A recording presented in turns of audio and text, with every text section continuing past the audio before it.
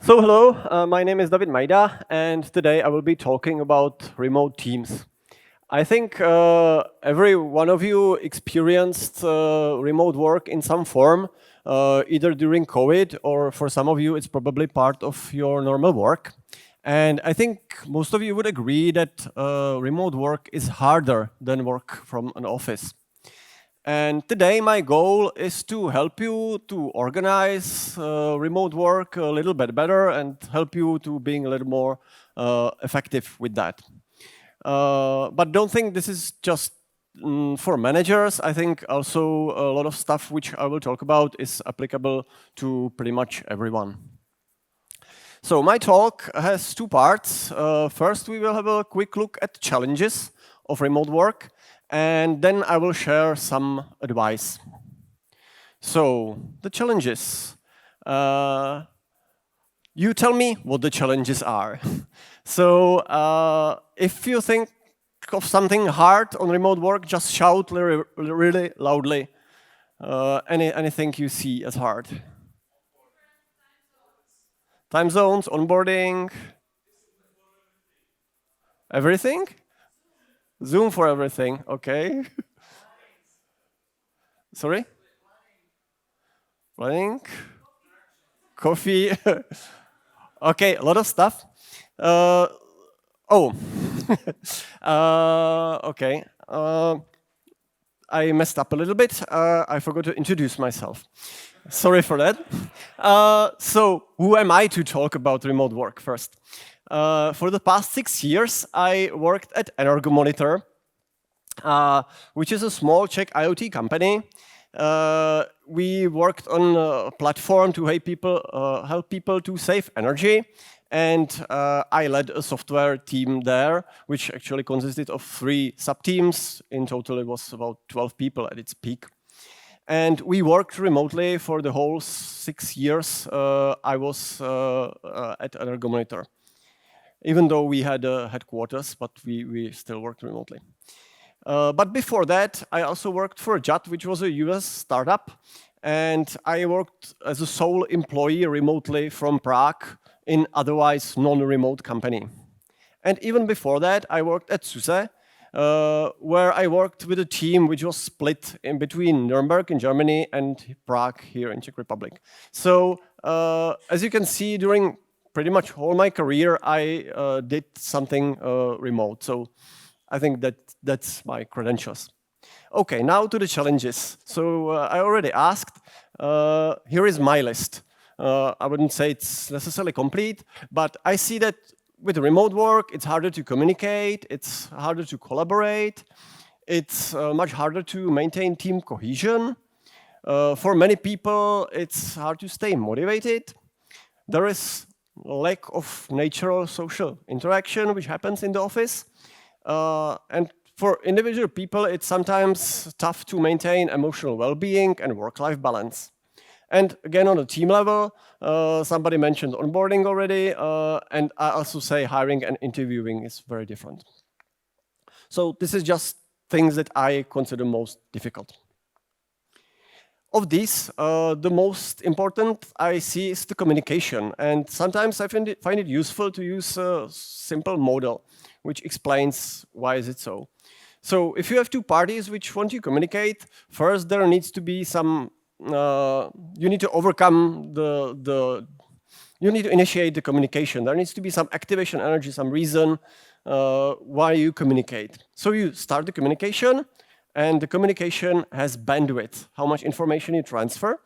And then you maybe get a reply back, and the reply has a latency. And with remote work, the activation energy is higher because it's just harder to write on Slack or call someone than turn next to you and talk to a colleague directly. The bandwidth is limited, and the latency is often very high, and often it's unpredictable. You don't know often when you get the answer. So I often look at the challenges of remote work using this model, and I think I will refer to it during the presentation. Okay, so now the tips. I have 10 tips which I will go through. My intention is not to give some deep theory of remote work or analyze everything. I just figured it would be best to share 10 things which, from my experience, I think would help most of you. So, number one, have fully remote setup. What I mean, this is important for companies that also have an office. And it's important that people who are remote, not in the office, don't feel excluded. And it's often the case that this happens. So it's important to put everyone at the same level in some way. In the office, you have ad hoc meetings, you have a lot of interaction happening, and so this is kind of a natural problem. And I see two ways which you can prevent that a little bit. First, really try to have everything written down. So if you randomly meet with someone, discuss some ideas, then make a note on Slack. I met with Thomas, and we discussed this and that. And second thing, for example, at SUSE, when we had calls, we did them. There was a team meeting, and even people in the office put on headphones and sat at their desks, not in some big meeting room with big screen. But they had used same equipment, same style of work as the remote people. So this is really important. And I should stress out that this really has to come from the top. The management has to ensure this. And for example, at Energometer, we had some trouble with that because the CEO of the company was collocated with the hardware team, and often decisions were made without input of the software people, which were more remote. Second thing, in the office, you have natural rhythm. You come to the office, you have lunches, and so on. You meet with your colleagues, you kind of share implicitly, you know what they are working on, and so on, so on. It's harder to achieve this in a remote setting. And my recommendation is to establish rhythm so that you meet with your colleagues in some way periodically, and these things happen at least a little bit. For example, at Energometer, we had daily status calls, which we borrowed from Scrum. I know there are strong opinions about usefulness of these, but for us, it was really useful to hear everyone every day, and otherwise people sometimes would almost forget they actually work with someone. And the call created a natural anchor point around which we put another meetings. So for example, when I had one-to-ones with my team members, I try to put them before or after that call. So overall, for most people, there was one interruption in the day. And for the rest of the day, they could do focused work. Number 3, embrace async. This is something like very obvious. You don't chat to people, but you write on Slack and so on. But I often see people kind of fighting with this. And my recommendation is to find opportunities how to adapt your workflow to the async mode. For example, when I was working for JAT, what I did is there was a 9-hour time difference between me and my US colleagues. So what I did is I worked. At the end of the day, I created a couple of pull requests and then went home. My colleagues woke up, they reviewed the pull requests, and in the morning I came and the pull requests were magically reviewed as if there was no delay at all. And it worked like magic. And of course, not always. Sometimes colleagues were busy, so they didn't do the review immediately and so on. So I had to work on multiple things at once to make sure that I wouldn't be blocked. But my suggestion is to think of this and kind of embrace the async workflow if you can. Now, you may say, David, you are recommending things that are in opposition. Like you say, you should have sync calls and so on, and then embracing async. This doesn't make sense. And I would say this is a matter of your specific situation. For example, we worked in a startup environment at Energometer. On one product, a lot of work was dependent on other work, so it made sense to lean towards being in sync. We were also in the same time zone. If your circumstances are different, you probably want to lean more towards the async side. I've seen this implemented badly. For example, at SUSE, there was one team which had a product which consisted of about 100 individual modules. And each team member had a couple of modules on his plate, and they maintained and developed them. And they had this status call, and every team member said like, oh, today I worked on my module number 1, number 2, or something. And nobody in the call was interested in that because they were interested in their modules. So there was no overlap, and this meeting was almost a waste of time. So I would say you need to consider your circumstances well. Okay, next thing, set clear communication expectations. People are very different. There are people who are always online, they reply fast, they are quick thinkers, they don't mind multitasking. And there is people who prefer to think deeply, who prefer to work on one thing, and they hate interruptions totally. You will have all this type of people in your team probably, and you have to somehow make them work together. So my advice is to set really clear expectations. For example, at Energometer, we had a rule on Slack that you should have a look at Slack a couple of times a day, but not always, just a couple of times a day. And if somebody needed something from you immediately, he or she would tag you. And again, it was your responsibility to set up notifications and everything so that you would know immediately that somebody tagged you. And this was how we kind of accommodated these differences. Next thing is find communication modes that work.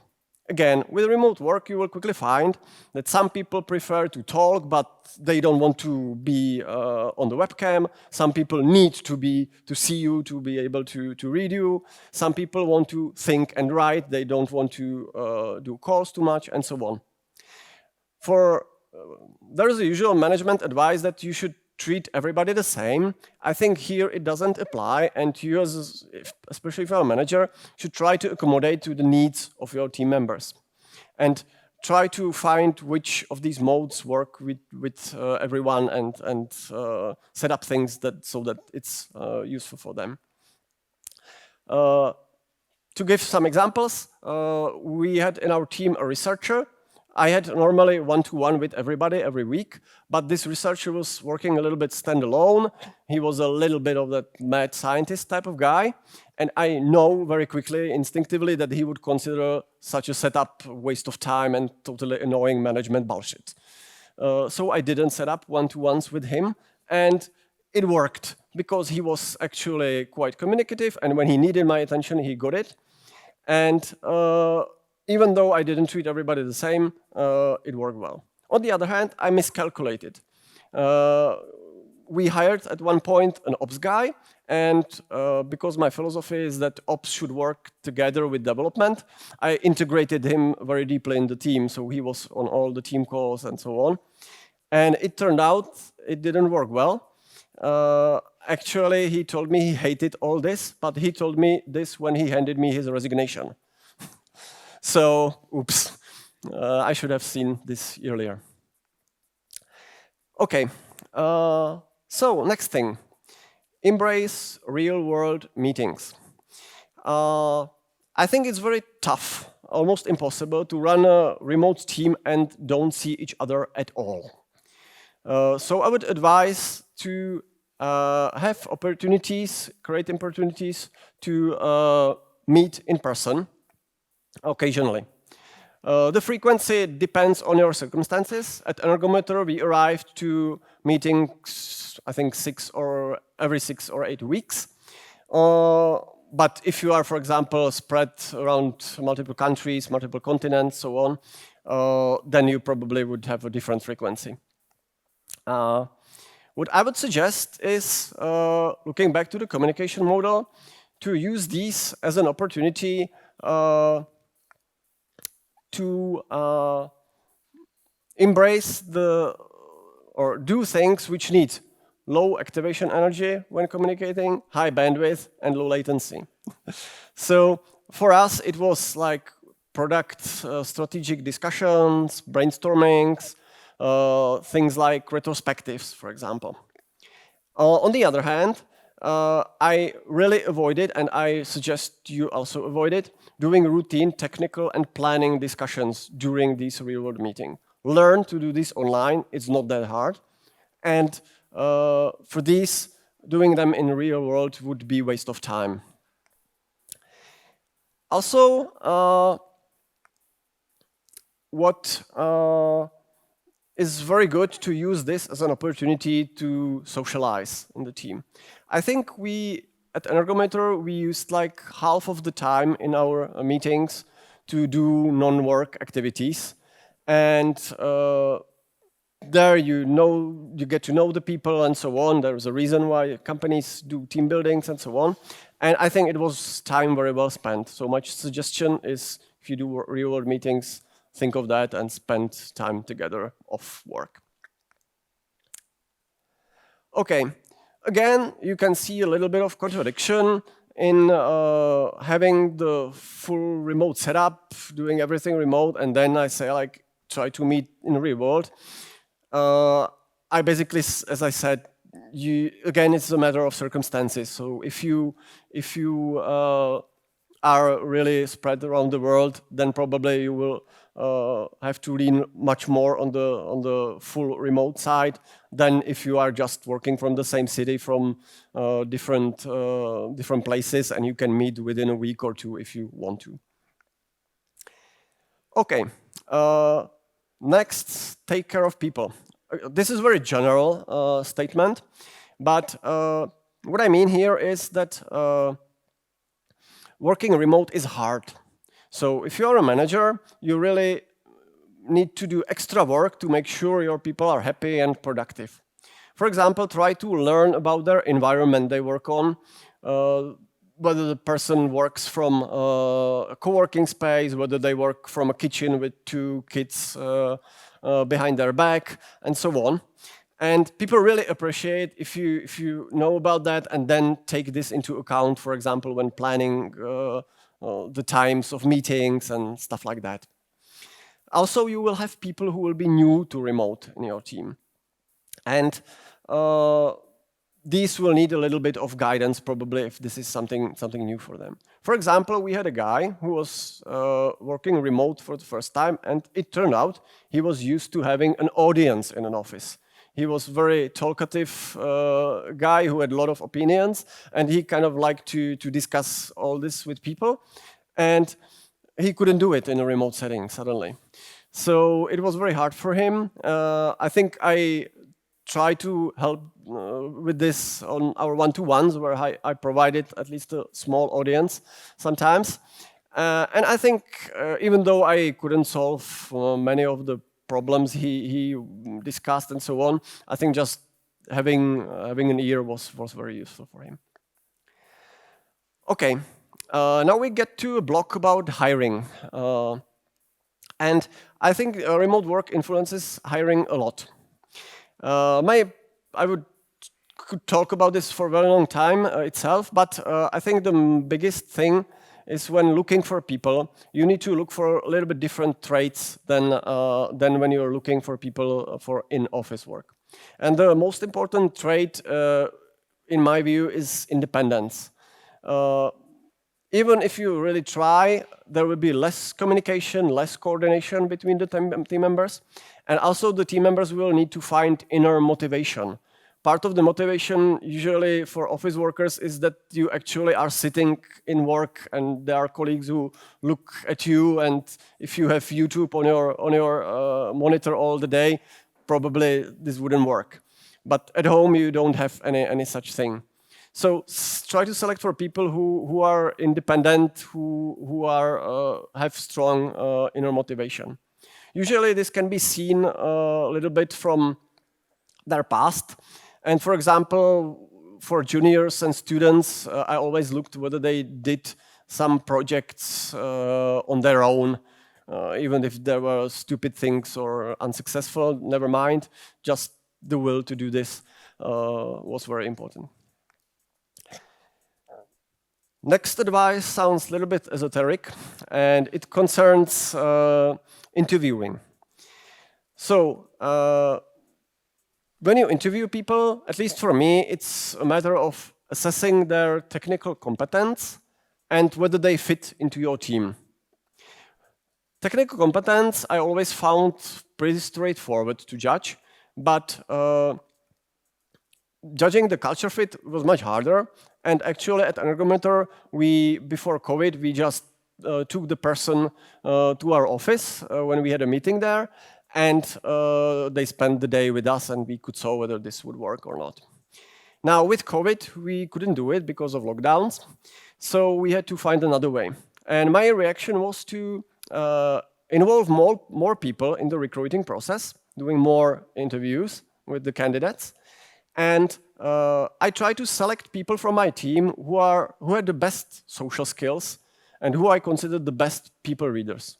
So that way we could gain, even from talks over Hangouts or Zoom or whatever, we could gain some signal which we then discussed and try to assess the person. I think we did pretty well. I don't have exact numbers, but just the feeling I have is that we didn't do worse than in pre-COVID times, and we didn't have more cultural misfits, so to speak. Okay, and the last thing, onboard thoroughly. Onboarding new members is just a transfer of information. And the problem is that normally in office, a lot of that happens implicitly. At SUSE, I learned a lot of stuff in the kitchen and during lunches with my colleagues, for example. And you don't have that in a remote setting. So my advice is to really try to push as much context to the new hires as possible and try to a little bit, go on this side. For example, at Energometer, the new member had like 5 to 10 calls with other team members during his onboarding, where they discussed the projects we had. I introduced all the team members, we discussed the biggest customers, and so on and so on. As I said, passing as much context as possible. Now, my advice is also don't overdo it, because for somebody new in the team, it's very important to get productive really quickly, and it's very demotivating if you do just a week of calls and not doing much else as a first week of work. So I would advise to stretch this over, say, the first month or so, and we did mistakes there too. Like we had one very promising guy, which we sort of highly, so we did this onboarding pretty intensively, so he could like really get all the context. He was more on senior level and so on. And then after a week or two of this, when he started actually contributing, it was very quickly, I saw very quickly that this wouldn't work. And all this, so he had to go after all, and all the onboarding was wasted, basically. So be careful about this. Okay, so that's all I had. I hope at least some of the advice was useful for you and your work. And as I wrote in the abstract, I would love this to be a start of discussion. I'm sure I said something somebody of you totally disagrees with. I'm sure you have maybe similar, maybe different experiences. So feel free to grab me during the day. I will be here. And I would love to discuss this and see how other people deal with this topic. Thank you.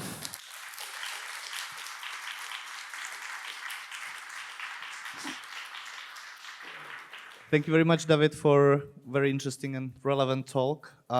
We've got some questions on Slido, I think like 4 or 5.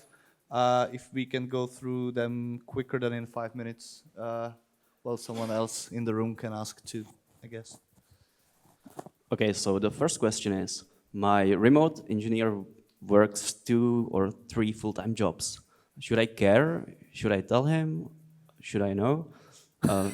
Should I find someone else for the job?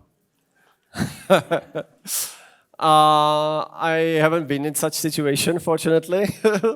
But what remote work for me is about honesty. And in the office, it's often an argument used against remote work. Like managers sometimes say, especially in big companies, like how can I control my people? Well, how can I tell whether they are actually working?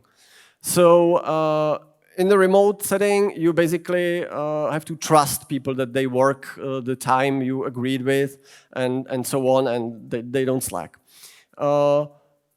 It's harder to verify that, and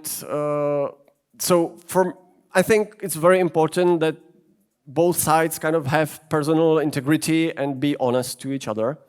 And I don't know if this person is like really is like, if he's like a 10x programmer and he's putting 3 of this 10 to you and you are happy with the work he does, then maybe it's okay. But if he does that and didn't tell you and so on, that tells me something, and I probably wouldn't want to work with such person because I wouldn't trust him anymore. So the next question is, how to fire a remote engineer? In person, online, or via some post of some kind? Again, it depends on how often you meet in real world, if you are in a different city or not, and so on. If possible, try to do it in person. If not possible, try to do it in a call. If not possible, then, well, it's probably a very bad situation already, and it deteriorated really hard. But yeah, I personally have fired people over a call during the lockdowns and so on. It's important to, like, to me, it's the same, like if you are firing even in person, it's good to let the people know why you are unsatisfied. It's of course good to, if the person is not fired suddenly, but he already knows probably that there are some problems and so on. So be considerate, be human, but I think it's okay to do it remotely if the circumstances don't allow personal contact. So the next question, on average, is remote type of work more or less productive in software engineering? That's a tough one. My take is that there are a lot of components in work of a typical software engineer. There is a part where you need to deeply focus and work alone, and there is a part where you need to coordinate with the colleagues. And if you are in the office, the coordinating is easy, but it's much harder to do the focused work, sometimes even to a point where people stay late or come early just to do actual work. On the other hand, as I discussed during the talk, the communication in the remote setting is harder, but it's relatively easy if you are motivated to stay focused and do the focused work. So I would say it depends on the balance between these two things. I think it depends on whether you are, for example, early stage startup where it's just 3 guys doing coding sprints. There probably you need to sit together almost. But if you are an established company working on a product, as I said, this case with the established product with 100 modules, then probably remote work is similarly effective. And it also is different for every person. So I wouldn't say it's more or less effective. I think ideal model for many people is some kind of hybrid, which today is common. So you can go to the office, you don't have, if you need to call a meeting, you can do it in a scope of days or maybe weeks. But you also have time for doing the work at home, and you don't have to commute every day and so on. So it depends a lot. And we got a time for the last question. Our company supports remote work, and my boss is in a different city, but my coworkers low-key shame me for not being in the office. What should I do as a junior dev?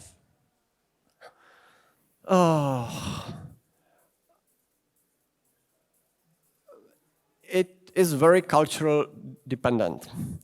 I think remote work has one unique thing, which is good, and that's that your work speaks for you if you are not there. So if your culture in your company is such that the work is valued, then I would suggest doing good work and pointing that out, maybe being sometimes a little vocal about that, like make sure that people know that you did that work and so on, and let your work speak for yourself. If your environment where this isn't the case and other things are valued, more like say long working hours or pleasing the boss or so, then I would think about if you really want to do remote, then I would think about changing the job because the culture probably isn't that a good fit. With your colleagues, it's mostly also question of their mindset and where this mindset comes from. And again, it's whether they value the work, whether they value the presence, and how they look at other people. And maybe you just, I don't know, I would love to talk to you in person and learn more, because it's a complicated question. All right, thanks again, David.